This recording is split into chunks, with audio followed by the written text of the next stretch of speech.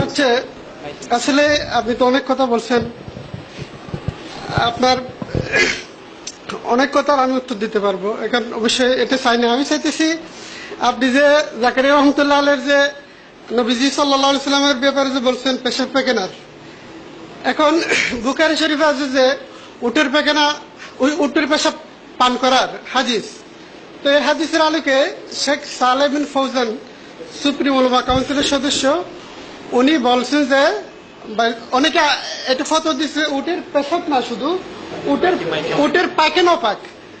এখন উটের পেশাব পায়খানা, গরুর পেশাব পায়খানা যদি পাক হয়, নবীজিরটা পাক হলে বললে উনি কি অপরাধ করছেন? আপনি এত গর্জিয়াস হয়ে এত চরমপন্থী হওয়া ঠিক না। আমার মনে হয় আপনার একটু নরম হইতে হলে মানুষ হেদায়েত হবে, আপনার উপর মানুষ খেপে যাচ্ছে। আলহামদুলিল্লাহ, আলহামদুলিল্লাহ। জি, আমি বলছিলাম আপনাকে, উনি যে কথা বলেছেন যে দেখুন নবী সাল্লাল্লাহু আলাইহি সাল্লামের পেশাব পাক মানে পায়খানা পবিত্রতার তুলনা করেছেন যে উটের পেশাব যদি পবিত্র হয়, পাক হয়, পায়খানা যদি পাক হয়, তাহলে নবী এরকম মানুষ, তার পেশাব পায়খানা পাক হবে না কেন? আপনি তো বলেছেন ভাই, আমাকে বলতে দেন। আমাকে জি, আমি বলি ভাই, আমি তো চলে যাইনি। হ্যাঁ, এখানে আমি বলতে চাচ্ছি সেটা হলো যে দেখুন আল্লাহ নবী মোহাম্মদ সাল্লাল্লাহু আলাইহি সাল্লাম এটা নিজে বলেছেন, এটা হাদিস। হ্যাঁ, তোমরা যাও উটের পেশাব খাও, কিন্তু একটা জিনিস তারতম্য, যে উটের গোশত খাওয়া হালাল না হারাম? মানুষের গোশত খাওয়া হালাল না হারাম?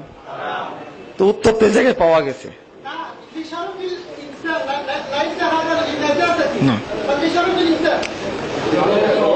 আপনি জি জি জি আমি বলি, প্রথম কথা হলো যে আমি মেনে নিলাম নবীর পেশাব পায়খানা পবিত্র, মেনে নিলাম।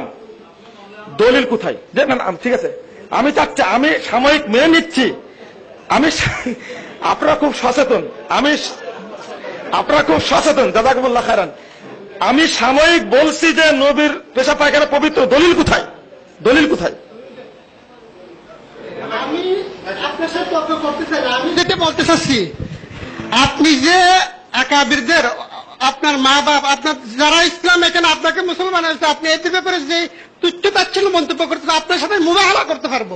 আপনি যে বলতে আপনার বই লেখাগুলো সব দিয়েন, আমি সব উত্তর দেবো, উত্তর যদি সন্তুষ্ট না তারপর মুবাহালা আসবে ইনশাল্লাহ। আলহামদুলিল্লাহ, আপনি উত্তর লেখেন, আপনার বইগুলো দেন আমার। আচ্ছা, আপনি উত্তর লেখেন বইগুলোর। আলহামদুলিল্লাহ, শুনে করেন। আমি বলছিলাম যে আকীদাটা আজকে আপনি পোষণ করছেন যে আল্লাহ নবী মুহাম্মদ সাল্লাল্লাহু আলাইহি ওয়াসাল্লাম পেশাব পায়খানা পবিত্র, এই আকীদাটা কি আগে সাহাবায়ে কেরাম পোষণ করতেন বা সাহাবায়ে কেরাম এটাকে বলতেন? শুনুন, এক, আল্লাহ নবীর পেশাব পায়খানা যদি পবিত্র হতো তাহলে তিনি ওযু করতেন না। ওযু করতেন কিনা বলেন? থামুন থামুন থামুন, আপনারা অতটা ঠিক বলবেন না। এক, যদি পবিত্র হয় তাহলে তার ওযুর প্রয়োজন ছিল না।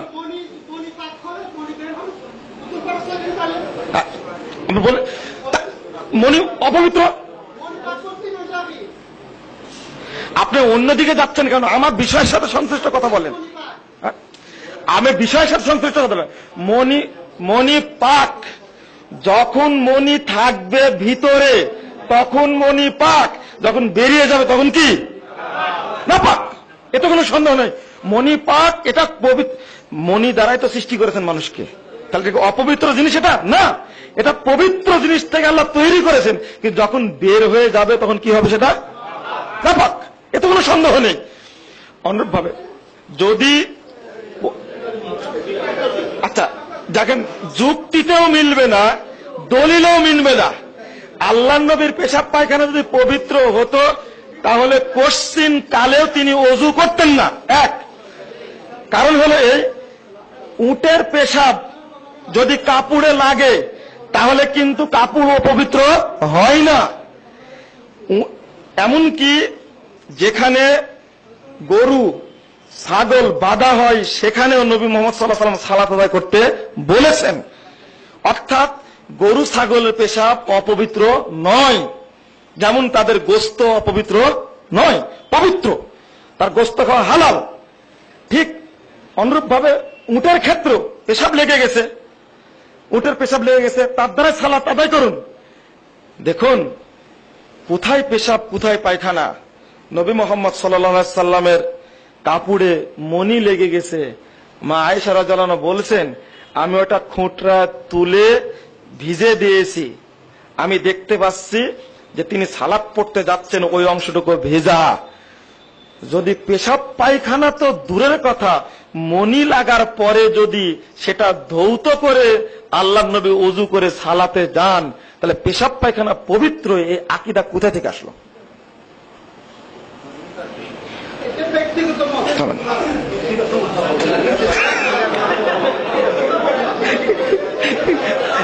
শুনুন, জি জি আলহামদুলিল্লাহ, যে আমি যে আপনারা সেক্ষেত্রে আরেকটা একটা অংশ বাকি আছে, মর্যাদা। শুনুন, মর্যাদা দিতে হবে, কিন্তু মর্যাদা যেন দিতে যেন বেশি না হয়ে যায়।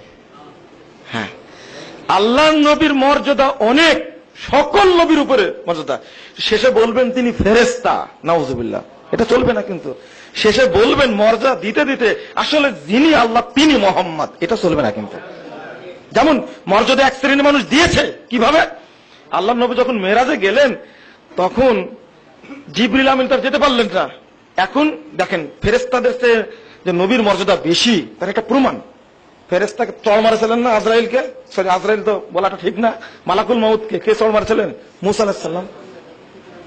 মর্যাদা বেশি, নবীদের মর্যাদা ফেরেশতাদের চেয়ে বেশি। গেলেন যখন, তখন দেখেন মিথ্যা ঘটনা কাকে বলে, বলছেন যে যখনই আল্লাহ নবী গেছেন আরশের কাছে, তখন আল্লাহ আরশ থেকে উঠে গিয়ে আল্লাহ নবীকে আরশের বসিয়ে দিয়েছেন। তাফসীর খুলুন আপনি, রব্বুকা মাকামান মাহমুদা। এই আয়াতের অর্থ করতে গিয়ে মুফাসসিররা অর্থ করছেন যে আল্লাহর নবীকে আল্লাহ আরশে বসে নিজে আরশ থেকে নেমে গেছেন। যখন তিনি উঠছেন, জুতা খুলে উঠছেন, তখন বলছেন জাল হাদিস এটা, তখন বলছেন যে আরে তুমি জুতা নিয়ে উঠো, এই জুতার কারণে আমার আরশের মর্যাদা বৃদ্ধি পাবে না। যতটুকু দেওয়ার ততটুকু দেন, এত বেশি দেওয়া ভালো না। আল্লাহ নবী মোহাম্মদ সাল্লাল্লাহু আলাইহি সাল্লামের মর্যাদা যতটুকু আল্লাহ দিয়েছেন ততটুকু আমরা দিব, এর চেয়ে বাহিরে যদি দিতে যাই তাহলে আমাদের অবস্থা অনুরূপ হবে। অর্থাৎ এটুকু সাবধান। জি।